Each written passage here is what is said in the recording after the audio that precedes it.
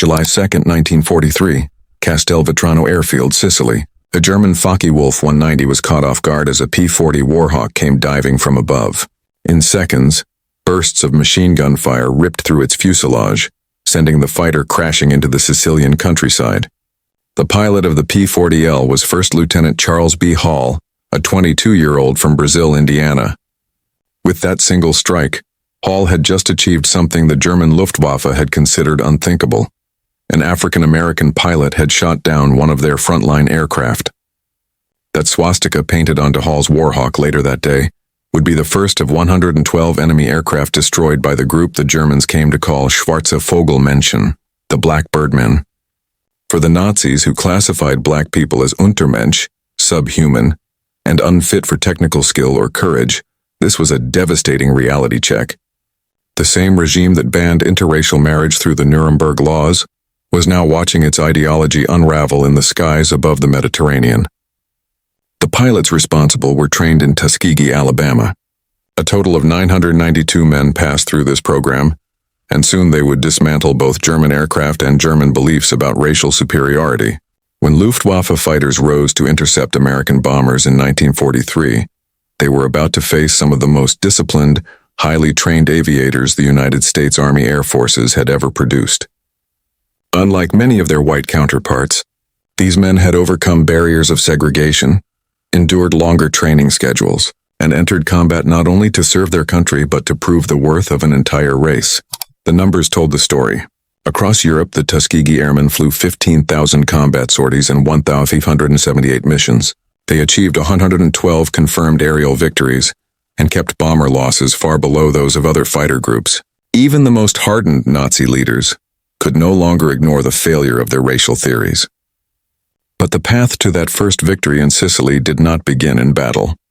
It started years earlier, inside a segregated America that doubted black ability. In 1925, the U.S. Army War College issued a report titled Employment of Negro Manpower in War. It claimed, compared to the white man, he is admittedly of inferior mentality. He is inherently weak in character. Military leaders insisted that black soldiers lacked the intelligence for technical work and the bravery for combat leadership. Despite these official views, individual pioneers were already proving them wrong. Eugene Bullard, denied the chance to fly for America, had flown with France in World War I. Bessie Coleman, unable to attend U.S. flight schools, traveled to France in 1921 to earn her license. By the 1930s, the Coffey School of Aeronautics in Chicago had trained dozens of black civilian pilots, showing that flying skill had nothing to do with skin color. As Europe edged closer to war, pressure for inclusion grew. Civil rights figures like Walter White of the NAACP, labor leader A. Philip Randolph, and Judge William H. Hastie pushed tirelessly for black pilots in the military. Newspapers such as the Chicago Defender, Pittsburgh Courier, and Baltimore Afro-American demanded answers. How could America claim to defend democracy abroad while denying it at home? Finally, on April 3, 1939, Public Law 18 opened the door. Senator Harry H. Schwartz added an amendment requiring the civilian pilot training program to include schools for African American students. It was a small and segregated step forward, but it was progress. Politics also played a role. Running for a third term in 1940, Franklin Roosevelt needed black support in northern cities. On January 16, 1941, Secretary of War Henry L. Stimson announced the creation of the 99th Pursuit Squadron, the first all-black flying unit. Yet even this came with skepticism, as officials called it an experiment to see if black men could handle combat aviation. Captain Benjamin O. Davis, Jr. carried the weight of this challenge. The son of America's first black general, Davis had endured 4 years of silence at West Point, where fellow cadets refused to speak to him outside of official duties. In April 1943, he led 26 pilots of the 99th Fighter Squadron to North Africa. With them were the hopes of 13 million African Americans. The squadron was attached to the 33rd Fighter Group under Colonel William W. Momyer, who openly doubted their ability. He kept them on secondary patrol missions rather than major engagements, waiting for them to fail. But when their first combat assignment came on June 2, 1943, an attack on the Italian island of Pantelleria, the Tuskegee pilots held formation under fire. The bombers they escorted returned safely. No planes were lost, and the Germans learned that these new pilots would not break under pressure. Then came July 2, 1943. On his 8th mission, Charles Hall escorted B-25 Mitchell bombers attacking Castelvetrano airfield. When the Luftwaffe appeared, Hall struck with precision, downing a German fighter. That single victory shattered long-held myths and marked the beginning of one of the most remarkable combat records of World War II. Two Focke-Wulf 190s moved in on the American bomber formation. First Lieutenant Charles Hall later recalled, "I saw two Focke-Wulfs chasing the bombers just after they released their payloads. I pushed between the bombers and the enemy, turned inside their line, and fired a long burst. My round struck the second aircraft. He tried to bank left but suddenly dropped and went straight into the ground." When Hall landed, the base erupted in celebration. For months, black ground crews had endured constant insults from white personnel who doubted their pilots. Hall's victory was their answer. The very first aerial kill by an African-American pilot in United States military history. By January 1944, the 99th Fighter Squadron had been in combat for 7 months.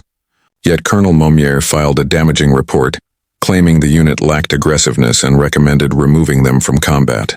The report reached General Henry Hap Arnold, who considered ending the program altogether. Then came Anzio. On January 27, 1944, the Luftwaffe launched heavy attacks on Allied positions at the Anzio beachhead. 15 pilots of the 99th, flying outdated P-40s, faced superior Focke-Wulf 190s over the battlefield. What happened next silenced their critics. In 2 days of intense fighting, the squadron shot down multiple German aircraft. Sources record between 8 and 13 victories. Captain Charles Hall added 2 more kills to his record, bringing his total to 3, in just 2 days using older aircraft. They destroyed more enemy planes than in their previous 7 months of combat. The War Department ordered a comparison study between the 99th and other P-40 squadrons, which showed their performance matched that of white units. Anzio proved beyond doubt that black pilots could succeed when given the chance. In May 1944, the 332nd Fighter Group was formed by combining the 99th, 100th, 301st, and 302nd Fighter Squadrons. They were assigned to the 15th Air Force as long-range bomber escorts on dangerous missions deep into Nazi Germany. At Ramitelli Airfield on Italy's Adriatic coast, Colonel Benjamin O. Davis Jr. gathered his men and made their mission clear. "We cannot afford to lose bombers. Our job is not to be aces. Our job is to bring those bombers home." That philosophy became their defining principle: stay with the bombers no matter what. In June 1944, General Nathan Twining ordered all fighter groups to adopt unique markings for quick identification. The 332nd was given red, not just on the nose or wingtips but across the entire tail section. Their P-51 Mustangs with red tails, red spinners, and red nosebands became instantly recognizable. Bomber crews didn't know their escorts were black. They only knew these fighters never abandoned them. Word spread quickly. If you can get the red tails, ask for them. On July 18, 1944, the red tails faced one of their hardest battles. Colonel Davis led 66 Mustangs to meet bombers heading for the Luftwaffe base at Memmingen, Germany. The bombers were late, and Davis made a critical choice: orbit in enemy airspace instead of returning to base. When the bombers finally arrived, so did roughly 100 German fighters, striking from multiple directions. The Luftwaffe hoped sheer numbers would overwhelm the red tails. The 382nd fought with determination, claiming 11 to 12 enemy kills. But in just 20 minutes, 15 B-17s were lost, and 3 red tail pilots were killed: Lieutenants Robert Hutton, Wellington Irving, and Alfred Brown. Critics quickly pointed to the bomber losses as proof the unit couldn't handle large-scale combat. But operational reviews revealed the truth. The red tails had flown into an impossible situation, joining the bombers only after they were already under massive attack. Their defense prevented far greater losses. By early 1945, conventional German fighters could no longer challenge Allied air dominance. But Germany had a new weapon: the Messerschmitt Me-262, the world's first operational jet fighter. With speeds up to 540 mph, it could outrun any propeller-driven plane. On March 24, 1945, the 302nd received its toughest mission yet. escort bombers on a 1,600-mile round trip to Berlin to strike the Daimler-Benz tank factory. Intelligence warned that Me-262s from Jagdgeschwader 7 would be waiting. Colonel Davis led 43 P-51 Mustangs deep into Germany. As the bombers approached Berlin, the largest force of German jets assembled for a single interception rose to meet them. Lieutenant Roscoe Brown had studied the jets' weaknesses. We knew they were faster, so we didn't chase them. We turned into their blind spots. Brown shot down one Me-262, describing the attack. I pulled up in a 15-degree climb, firing 3 bursts from 2,000 feet. Almost instantly, the pilot bailed out at about 4,500 feet. Lieutenant Earl Lane scored another kill with a remarkable 2,000-yard deflection shot, using the new K-14 computing gun sight, an achievement many thought impossible. Lieutenant Charles Brantley claimed a third Me-262 that same day.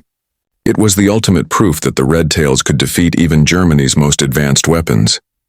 The destruction of 3 Me-262 jets in one mission was extraordinary. That single engagement gave the Red Tails more jet victories than most American fighter groups managed during the entire war. In fact, in one afternoon they surpassed the combined total of all previous American Me-262 kills. For their success, the 392nd Fighter Group received a Distinguished Unit citation. But not every encounter ended in triumph. A total of 32 Tuskegee pilots were captured as prisoners of war. Their experiences revealed the clash between Nazi racial ideology and the realities of military service. Lieutenant Alexander Jefferson was shot down on August 12, 1944, during his 19th mission while strafing radar sites over southern France. His P-51 Mustang was hit by flak. At his interrogation, Jefferson was stunned by how much the Germans already knew. The officer had detailed intelligence on the 332nd Fighter Group, information about Ramitelli Airfield, about our squadron leaders, even personal facts about my parents' home in Detroit. He knew my father was a teacher and my mother's maiden name. Their intelligence was terrifyingly thorough. At Stalag Luft III, Jefferson discovered he was treated like any other American officer. White prisoners from bomber crews often approached him to thank him for the red tail protection they had received. For Jefferson, the irony was sharp. In a Nazi prison camp, he found himself treated with more equality by white Americans than he often experienced back home. Meanwhile, German pilots acknowledged the Red Tails' skill with the nickname Schwarze Vogelmenschen, Black Birdmen. American bomber crews, however, became their most loyal supporters. These crews, who faced death on every mission, didn't care about skin color. They cared only about survival, and the Red Tails had earned their trust. Bomber crews built their own legends around the Red Tails, talking about the way they flew tight formations, waggled their wings in greeting, and never abandoned damaged bombers. Many came to call them the Red Tail Angels. Statistics backed up this reputation. Research by Air Force historian Dr. Daniel Hallman showed that bombers under 332nd Escort lost only 27 aircraft to enemy fighters, compared to an average of 46 lost under other P-51 groups in the 15th Air Force. This superior protection record was achieved despite the Red Tails flying some of the longest and most dangerous missions of the war. By the time the war ended, the Tuskegee Airmen had built a combat record that destroyed every pre-war claim about black military ability. Combat operations 1,578 missions flown, with more than 15,000 individual sorties. Bomber escorts 179 missions, including 311 for the 15th Air Force. Enemy aircraft destroyed, 112 in aerial combat, 150 on the ground, plus 3 Me-262 jet fighters on March 24, 1945.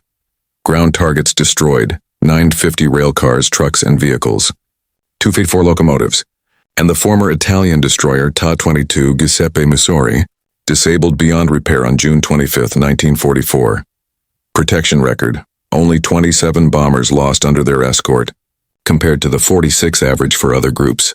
Individual achievements: Lee Archer with 4 confirmed kills, Joseph Ellsbury with 4 victories including 3 FW-190s on July 12, 1944, Edward Toppins with 4 victories, Clarence Lucky Lester with 3 kills and 1 mission on July 18, 1944. Decorations: 96 Distinguished Flying Crosses, 744 Air Medals, 14 Bronze Stars, 8 Purple Hearts, 3 Distinguished Unit Citations for the 99th Squadron, and 1 Distinguished Unit Citation for the 332nd Fighter Group. Human cost: 66 pilots killed in action, 32 taken prisoner, and 84 lost in training or non-combat incidents. Their success came from more than just bravery. It was also the result of rigorous training and careful discipline.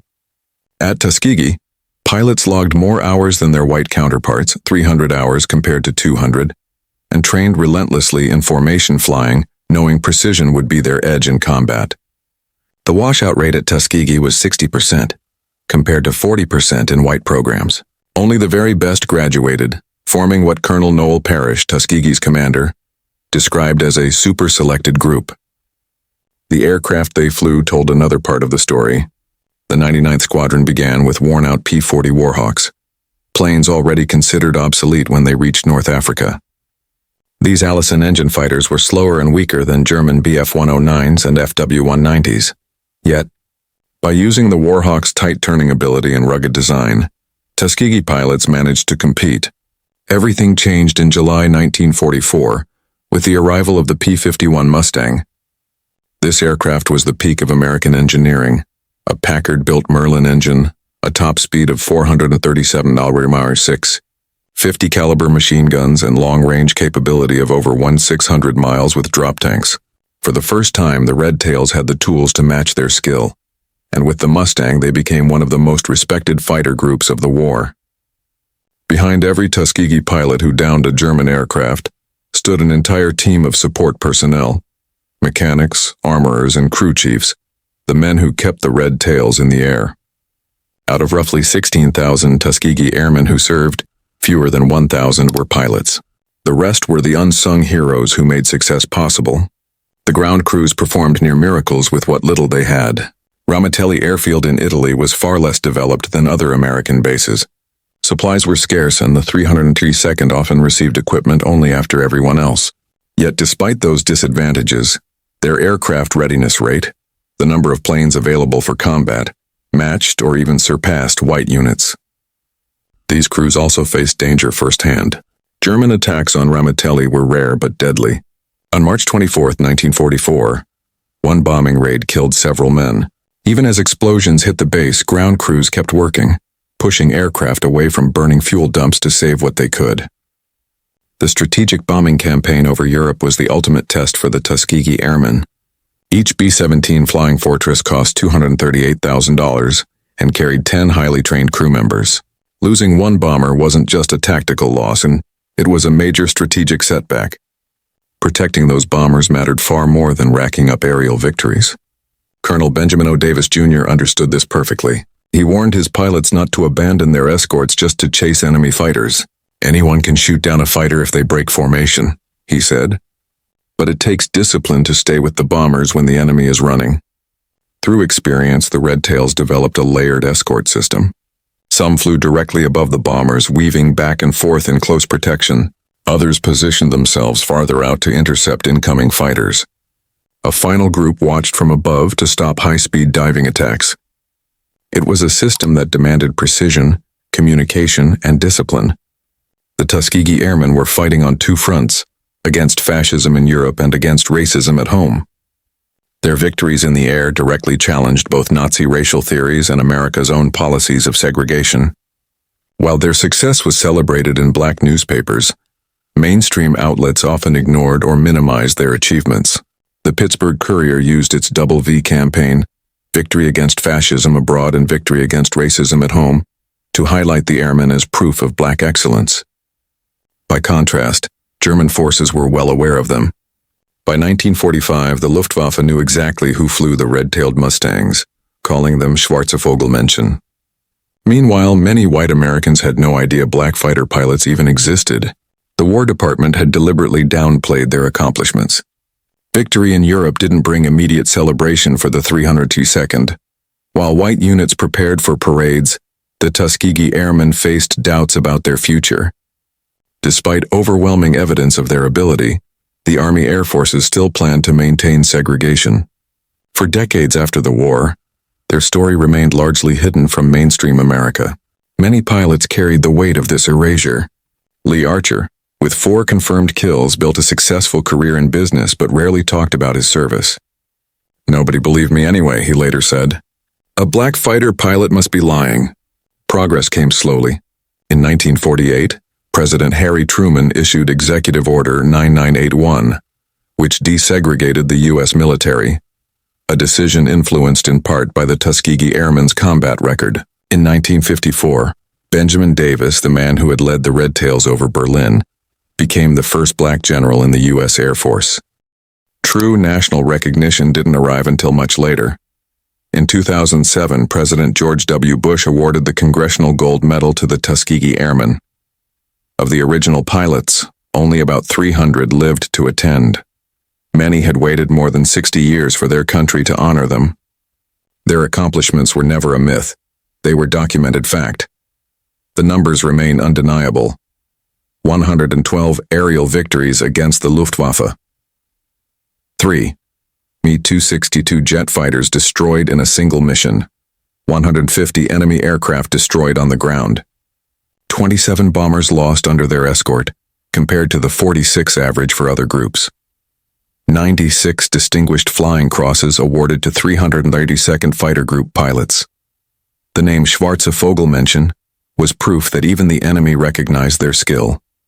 Each German fighter shot down, each bomber escorted home, and each mission completed built an irrefutable case. Skin color had nothing to do with ability in the air. Roscoe Brown, who shot down a German jet over Berlin, explained it best. "We didn't just fight the Germans, we fought ignorance, prejudice, and hatred, and we won all 3 battles." The Tuskegee Airmen didn't just win dogfights, they changed history. They fought 3 wars at once, defeating the Luftwaffe in combat, disproving Nazi racial theories through their performance, and ultimately helping dismantle American segregation through undeniable excellence. When given the chance, the Tuskegee Airmen rose higher than anyone expected.